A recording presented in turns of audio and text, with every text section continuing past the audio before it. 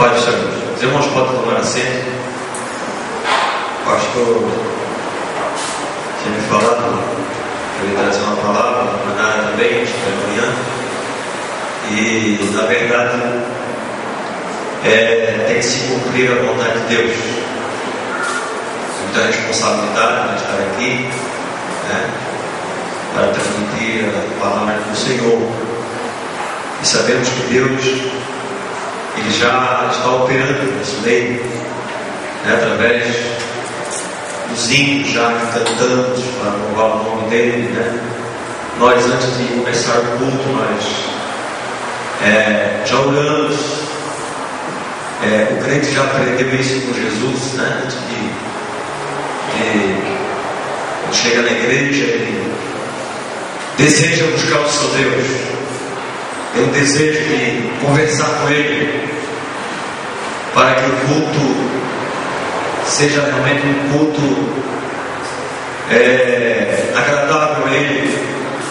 Então já prepara o seu coração, já derrama-se na presença de Deus, e o seu coração começa a ficar mais aberto para Deus e para a sua palavra. As preocupações já começam a se afastam, né? Os pensamentos das coisas desta vida desaparecem no momento que nós chegamos na casa do Senhor. Quando isso é possível, com certeza, às vezes não é possível, né? Nós chegamos cedo na igreja, mas quando temos aquela preocupação, não, hoje tem o culto, eu me preocupo muito. Às vezes eu não venho na igreja, né? Às vezes por motivo de trabalho, por algum outro motivo. Mas quando eu venho, eu gosto de chegar cedo na casa do Senhor, porque eu gosto de orar, eu gosto de conversar com Deus, eu gosto de que meu coração fique bem aberto, flexível, para sentir a presença de Deus, para dar crédito à palavra de Deus, para crer nos instrumentos que Deus coloca aqui em cima deste púlpito, né? Para, enfim, ser feita assim a vontade de Deus, e eu posso sair do culto edificado, alegre. Amém, irmãos? Os irmãos do creio também são assim. Glória a Deus. Eu quero ler uma palavra com os irmãos no capítulo 15 de Êxodo 15, e o versículo de número 22. Nós vamos meditar um pouco, né, na palavra de Deus, e creio que Deus vai ainda continuar falando conosco. Louvado seja o nome do Senhor. Êxodo 15, versículo 22, que diz a palavra do Senhor. Tem como título: as águas amargas tornam-se doces. Fez Moisés partir Israel do Mar Vermelho. Êxodo 15, versículo 22. E fez Moisés partir Israel do Mar Vermelho, e saíram para o deserto de Sul. Caminharam 3 dias no deserto, e não acharam água. E afinal chegaram a Mara, todavia não puderam beber as águas de Mara, porque eram amargas. Por isso chamou-se Mara.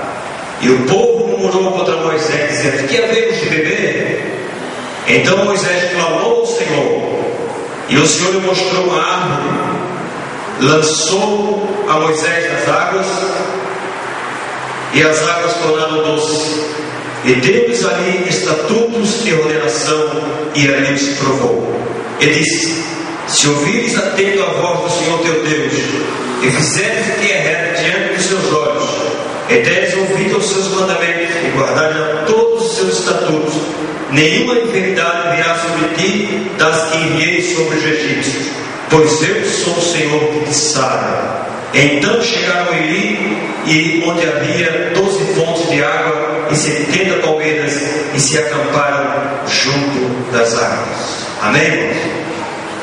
Então nós vimos aqui, irmãos, que Israel, após passar pelo Mar Vermelho, depois de sair debaixo do jugo de Faraó, depois de sair de uma escravidão que durou 400 e tantos anos, e eles haviam descido para o Egito, para ali, quando Jacó, depois de uma grande seca, de uma grande miséria que houve ali no período em que aconteceu a grande miséria sobre a terra, quando Deus havia já revelado para José este acontecimento, e para livrar o seu povo, Deus os guiou até o Egito, e ali eles viveram por um grande espaço de tempo,